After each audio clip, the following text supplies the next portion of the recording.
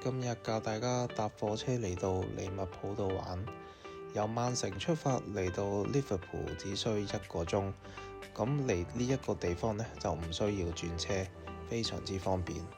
上車嘅地方有幾個嘅，最多人上車就會喺 Manchester 嘅 Piccadilly Station， 然後就會搭到去 Liverpool 嘅 Lime Street 總站呢度落車，所以真係好方便，唔會怕唔識落車。咁由 Lime Street 咧就直接可以行到嚟海皮呢一度，咁海皮呢一度就會有 Liverpool 嘅 Museum。沿途行過嚟咧都有好多風景同埋商場可以行嘅。咁我今日淨係介紹博物館。呢個博物館咧係唔需要收錢嘅，唔需要買入場票。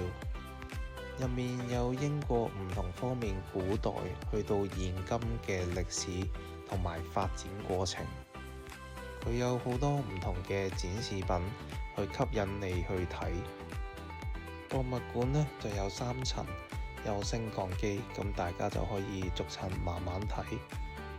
成個博物館個感覺俾我非常好，佢呢度夠大，亦都夠整潔。喺2樓同3樓嘅位置有個落地大玻璃，可以望到成個海皮。